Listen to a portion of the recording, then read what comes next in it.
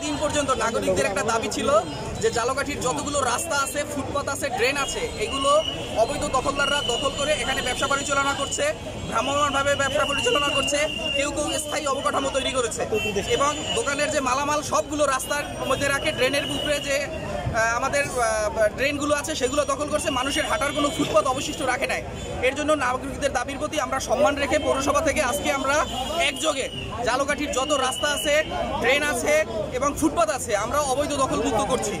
আমরা একই সাথে দুইটা টিম করেছি এবং এই টিমে আমাদের পৌরসভার কর্মকর্তারা আছেন, আমাদের আইনশৃঙ্খলা বাহিনীরা রয়েছেন, আমাদের ম্যাজিস্ট্রেটরা রয়েছেন এবং এখানকার যে বিশিষ্ট নাগরিকরা, তারা গণ্যমান্য সাংবাদিক বৃন্দরা সবাই আমাদের সহযোগিতা করছেন এবং তারা এই টিমের মধ্যে অন্তর্ভুক্ত হয়েছেন। আমরা একযোগে মানুষের হাঁটা চলার যে রাস্তা আছে, ফুটপাত আছে এবং অবৈধ ড্রেন মুক্ত, আমরা এটা একযোগে অভিযান পরিচালনা করছি। যাদের অবৈধ অবকাঠামো তৈরি করেছিল আমরা এগুলো ভেঙে দিয়েছি এবং এগুলো আমরা পৌরসভার পক্ষ থেকে সিজ করে আমরা এগুলো সিজ করছি।